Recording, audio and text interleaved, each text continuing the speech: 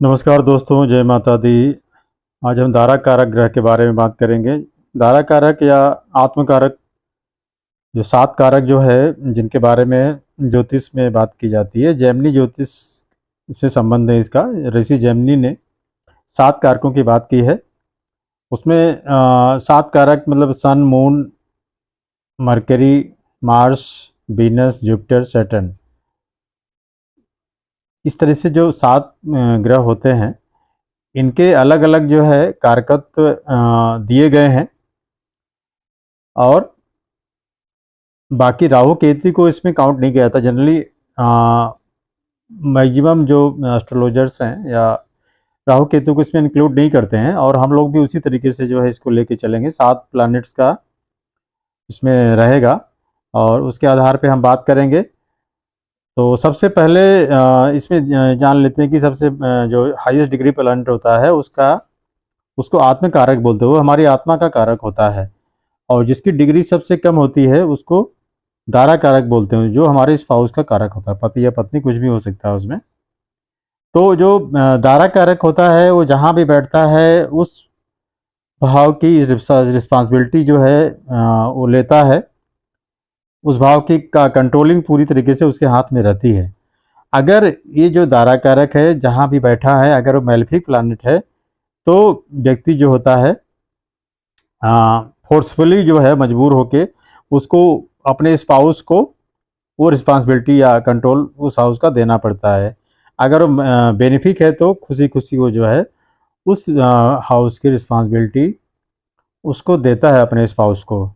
तो बेसिक रूप से मेलेफिक और बेनिफिक का ये भी एक यहाँ पे कंसेप्ट है।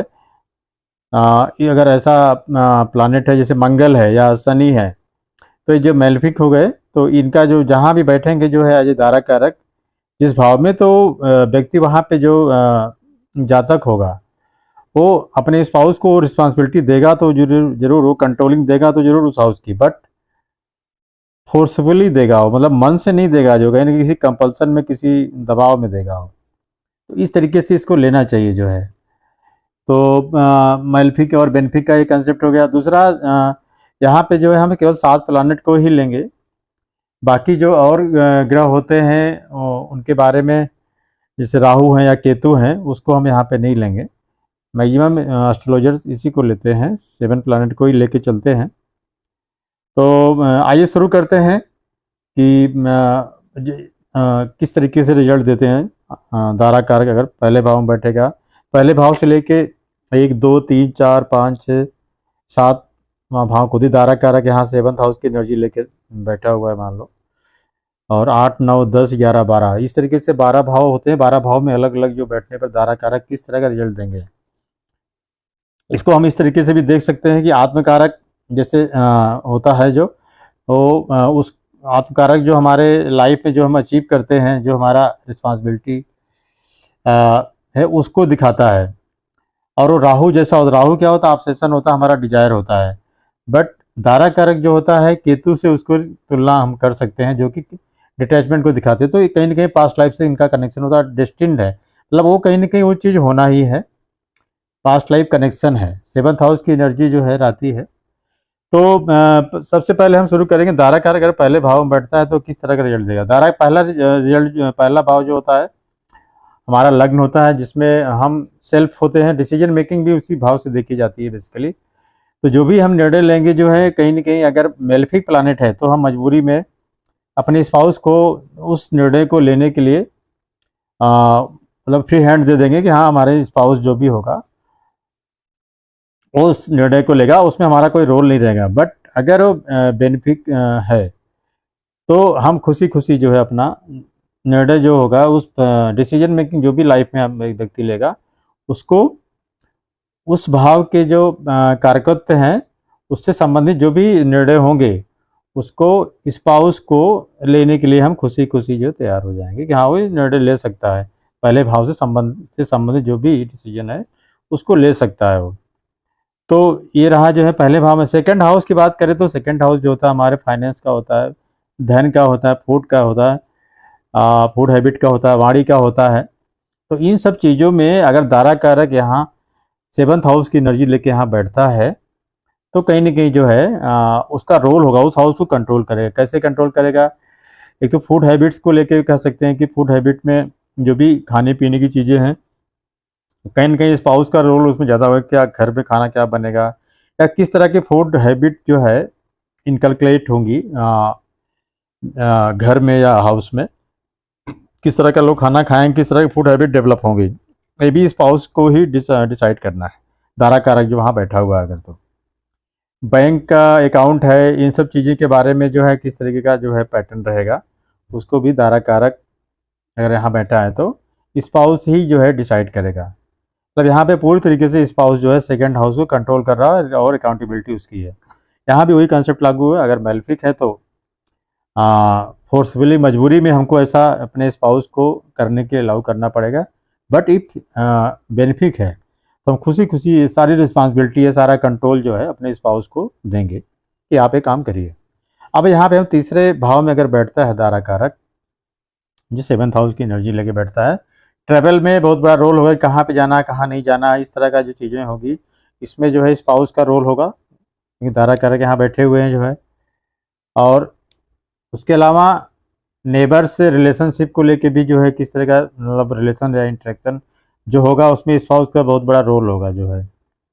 सिबलिंग से जो है रिलेशन को लेके भी स्पाउस का रोल होगा उसमें। अगर स्पाउस अगर मेलेफिक प्लानेट है तो कहीं ना कहीं दिक्कत है, बेनिफिक है तो संबंध अच्छे रहेंगे, ये भी आप कह सकते हैं कि थर्ड हाउस में इस तरह का रिजल्ट मिलेगा। अब यहाँ हम चौथे भाव की बात करते हैं, जो हमारा होम होता है, वाहन का होता है, प्रॉपर्टी का होता है, इन सब चीज़ों का होता है।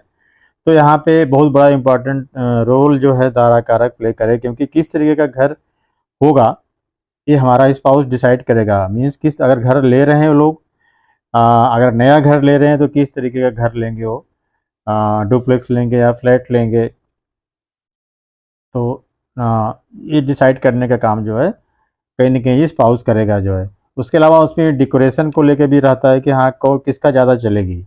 अगर वो बेनिफिक है तो जातक की चलेगी, लेकिन अगर मेल्फिक है तो ज़्यादा स्पाउस की चलेगी, और मजबूरी में आपको जो उनकी बातों को मानना पड़ेगा। हाँ यहाँ पे डेकोरेशन होना चाहिए, यहाँ पे पर्दा लगना चाहिए, यहाँ पे बेड होना चाहिए, या जो भी जिस तरह ये पेंटिंग होना चाहिए, ये सब सारी चीज़ें हैं वहाँ पे होना चाहिए। और इसी तरीके से वाहन की बात करें, अगर वाहन लेने की बात हुई तो वाहन का भी हाउस होता है, चौथा घर होता है। तो वाहन कौन सा लेना है, एसयूवी लेना है कि वैसे कार लेना है, या किस कलर का लेना है, ये सब चीज़ें भी डिसाइड करने काम जो है दारा कारक अगर यहाँ बैठा हुआ तो स्पाउस को करना, मतलब स्पाउस करेंगे। अब इसी तरीके से अगर दारा कारक जो सेवन्थ हाउस का जो एनर्जी लेके यहाँ बैठे, अगर फिफ्थ हाउस में जो हमारे चिल्ड्रन का होता है, एजुकेशन का होता है, इंटेलिजेंस का होता है, शेयर मार्केट, कनेक्टिविटी, इन सब चीज़ों, क्रिएटिविटी, इन सब चीज़ों का होता है। तो यहाँ पे चिल्ड्रन के बारे में जो पैटर्न होगा उनका रियरिंग का, मतलब कैसे बच्चों को पालना है, उनको किस तरह के संस्कार देने हैं, वो सब सारी चीज़ें जो है स्पाउस डिसाइड करेंगे। दारा कारक सेवन्थ हाउस की एनर्जी लेके यहाँ बैठा हुआ है। उसी तरीके से जो है उनको किस तरह की एजुकेशन पढ़ना है, उनको सरस्वती शिशु मंदिर में पढ़ना है कि किसी कॉन्वेंट स्कूल में पढ़ना है, या उनको वेस्टर्न एजुकेशन देना है कि लोकल एजुकेशन या इंडिजिनस एजुकेशन में ज़्यादा ध्यान देना है, कि उनको ह्यूमैनिटीज़ में जाना है कि टेक्निकल में जाना है। इन सब चीज़ों में कहीं ना कहीं जो है स्पाउस का रोल रहेगा।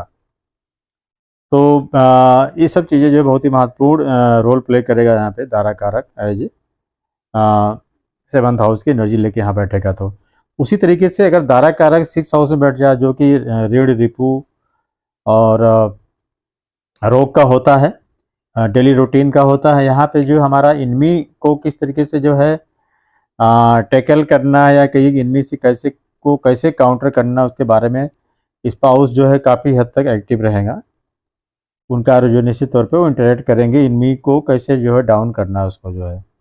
डेली रूटीन में जो है भी रोल प्ले करेंगे, क्योंकि मान लीजिए हम ऑफिस जाते हैं तो समय पर जो है ऑफिस जा रहे हैं, कोई चीज़ भूल तो नहीं रहा है, यहाँ पे स्पाउस आपका केयर करेगा कि आप समय पे जाइए, ऑफिस जाइए तो टिफिन लेके जा रहे हैं कि नहीं, या आप कोई चीज़ भूल तो नहीं गए। मतलब ये कहीं ना कहीं डेली रूटीन में जो आप काम करते हैं वहाँ पे दारा कारक सेवन्थ हाउस की एनर्जी लेके कर बैठा हुआ है तो आपको वहाँ पे बहुत बड़ा रोल प्ले करेगा वो। तो इस छठे भाव में जो है दारा कारक का जो है पोजीशन होने पर इस तरह का रिजल्ट देखने को मिलेगा।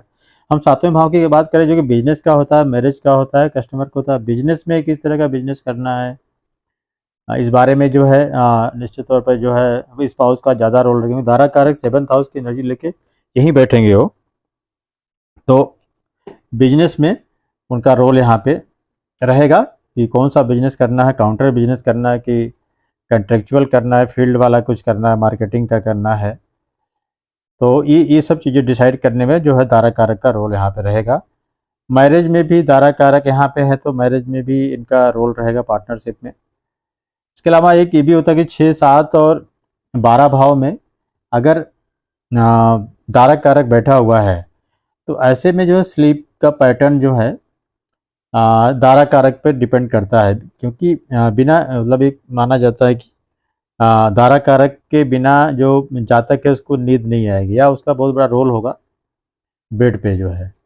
तो यहाँ पे इस तरह की एनर्जी भी जो है रिफ्लेक्ट होती है। अब हम यहाँ पे सातवें जो दारा कारक है अगर वो 8वें भाव में बैठता है तो 8वां भाव जो होता है फैमिली का होता है, एक्सपेंस का होता है, सेक्रेसी का होता है। तो ऐसा जो जातक होगा दारा कारक जो होगा वो थोड़ा सा सेक्रेटिव हो सकता है, फैमिली की तरफ जो ज़्यादा खर्च करेगा वो, क्योंकि सेवन्थ हाउस जो स्पाउस की जो फैमिली सेकंड है यहाँ से तो फैमिली हो गई, फैमिली के ऊपर ज़्यादा खर्च करेगा। इस तरह का जो कुछ एनर्जी यहाँ पर रिफ्लेक्ट होगी। दारा कारक यहाँ पे बैठता है एज स्पाउस का कारक हो गया। तो अब यहाँ पे हम बात करेंगे जो है 9th हाउस की। 9th हाउस जो होता है हमारे विजडम का, गुरु, फादर। तो इस तरीके से यहाँ पे हमारे जो दारा कारक यहाँ पे बैठेंगे तो किस तरह के गुरु हैं होंगे उसके बारे में इनको डिसाइड करना होगा। गुरु कैसे होंगे, जो बहुत पाम पैंट शो वाले हो सकते हैं, हाई फाई हो सकते हैं, या सिंपल वाले गुरु होंगे जिनको जो है गुरु के रूप में जो माना जाए या फैमिली गुरु के रूप में उनको महत्व दिया जाए। फादर से संबंध में जो है कहीं ना कहीं जो इनका रोल रहेगा, पिताजी से संबंध कैसे हो सकते हैं इस जातक के। दारा कारक का यहाँ बहुत बड़ा रोल। अगर मेल्फी प्लानेट के रूप में यहाँ कोई बैठा हुआ तो निश्चित तौर पर संबंधों में थोड़ा सा स्ट्रेस आएगा। इस तरह का रिजल्ट यहाँ मिलता हुआ दिखता है। इसी तरीके से विजडम भी के बारे में बात करें जो 9th हाउस जो है गुरु का घर होता है, विजडम का भी होता है, फॉर्चून का भी होता है। तो दारा कारक मतलब आपके भाग्य के रूप के को भाग्यवर्धन में बहुत बड़ा रोल प्ले कर सकता है। स्पेशली अगर बेनिफिक प्लानिट है तो यहाँ पे दारा कारक जो है इम्पॉर्टेंट रोल प्ले करेगा आपके भाग्यवर्धन में। अब यहाँ पे दारा कारक 10th हाउस में बैठ जाए। 10th हाउस जो होता है हमारे प्रोफेशन का होता है। ऐसे लोग क्या होते हैं, बहुत ही ज़्यादा काम करने वाले होते हैं, मतलब वर्कोहोलिक होते हैं जो है। 7th लॉर्ड एज मतलब 7th में का मतलब हाउस का जो कारक है दारा कारक यहाँ बैठ जाए तो वो जो जातक होगा बहुत ही वर्कोहोलिक होगा और कार्यस्थल पे थोड़ा सा स्ट्रेस हो सकता है। डिसीजन लेने में जो बेनिफिशियल हो सकता है, मतलब ये डिसीजन लेने में जो कहीं ना कहीं हेल्प करेगा। अब हम यहाँ पे दारा कारक 11th हाउस में बैठता है तो किस तरह का रोल हो सकता है। तो दारा कारक यहाँ पे सोशल सर्किल को डिसाइड करेंगे। आपका स्पाउस जो होगा कि आपका संबंध किस तरह के लोगों से रहेगा, ज़्यादा जिससे इंटरेक्ट करोगे। हो सकता है कि आपका संबंध बहुत लिमिटेड हो, आपके सेल्फ के ज़्यादा फ्रेंड ना हो, बट दारा कारक मतलब कि आपका स्पाउस, पति या पत्नी जो होगा उनका सर्कल बहुत लंबा हो। तो अल्टीमेटली वो डिसाइड करेंगी या करेंगे कि आपका फ्रेंड सर्कल, सोशल सर्कल कैसा होगा जो है। उसके अलावा डिजायर का जो आपका फुलफिलमेंट होगा उसमें भी कहीं ना कहीं रोल रहेगा आपके स्पाउस का। जो भी आपकी इच्छाएं हैं उनको पूर्ति के लिए जो स्पाउस आपको बहुत हेल्पफुल होगा। यहाँ पे जो है गेन जो होगी आपको, मतलब कहीं ना कहीं आपको स्पाउस जो है उसमें हाथ बटाएंगे। तो ये रहा जो है 11th हाउस में दारा कारक की पोजीशन। अब हम बात करते हैं कि अगर दारा कारक जो है 12th हाउस में चला जाए तो किस तरह का रोल देगा। तो सबसे पहले यहाँ पे जो है एक्सपेंसेस को बढ़ा सकता है। एक्सपेंसेस ऐसे नहीं, मतलब एक्सपेंसेस को कंट्रोल करेगा। एक्सपेंसेस का भाव होता है कंट्रोल का, मतलब ये नहीं कि जो है एक्सपेंसेस कम हो जाएंगे। कोई जो है लग्जरी में खर्च कर रहा था, मान लीजिए कोई व्यक्ति ज़्यादा खर्च कर रहा है, तो आपका स्पाउस अगर स्पिरिचुअल होगा तो डोनेशन में खर्च करेगा, या धार्मिक कामों में, मतलब आध्यात्मिक कामों में खर्च कर सकता है, चैरिटी में खर्च कर सकता है, इस तरीके का कुछ हो सकता है। तो एक्सपेंसेस कम ना होके केवल कंट्रोल करेगा जो है। उसके अलावा स्लीप को भी कंट्रोल करेगा जो है दारा कारक, अगर यहाँ बैठा हुआ 12 भाव में, क्योंकि ये सैया का भाव होता है, स्लीप बेड प्लेजर को भी कंट्रोल करता है। तो कहीं ना कहीं जो आपका दारा कारक होगा, जो आपका जो बेड प्लेजर या बेड में जो भी एक्टिविटीज होती है, उसमें कहीं ना कहीं उसका ज़्यादा से होगा, ज़्यादा इनिशिएशन उसी की तरफ से होगा। इस तरीके से इसको समझ सकते हैं जो है। तो दोस्तों ये रहा जो है कुछ दारा कारक के अलग अलग भाव में जो रोल होता है, किस तरह का रोल वो प्ले करेगा, और किस तरह का जो है रिजल्ट आप वहाँ पे इन भाव में देख सकते हैं। तो उम्मीद है कि आप इस वीडियो को शुरू से लेकर लास्ट तक देखें, और वीडियो में आपको एक नए अप्रोच से कुछ आपको जानकारी मिलेगी। और अपने दारा कारक को अपनी कुंडली में जो सबसे कम डिग्री वाला प्लानेट है उसको आप नोट डाउन कर लें, या आपके आसपास जो भी हैं जिनकी कुंडली अगर आपके पास में है तो उनका जो डिग्री वाइज सबसे कम डिग्री का प्लानेट है, उस प्लानेट को देख लें वो कहाँ बैठा है, और उससे इस तरह के रिजल्ट का मिलान करें। निश्चित तौर पे आपको रिजल्ट अच्छा देखने को मिलेगा, अच्छा रिजल्ट मिलेगा जो है। इससे आप ओवरऑल जो पर्सनालिटी अपने स्पाउस का जान सकते हैं, समझ सकते हैं, चाहे फीमेल हो या मेल हो। तो बस वीडियो को हम यहीं पे ख़त्म करते हैं। मेरा चैनल को देखने के लिए आपको बहुत बहुत धन्यवाद। मेरे वीडियो को लाइक करें, चैनल को सब्सक्राइब करें। नमस्कार, धन्यवाद।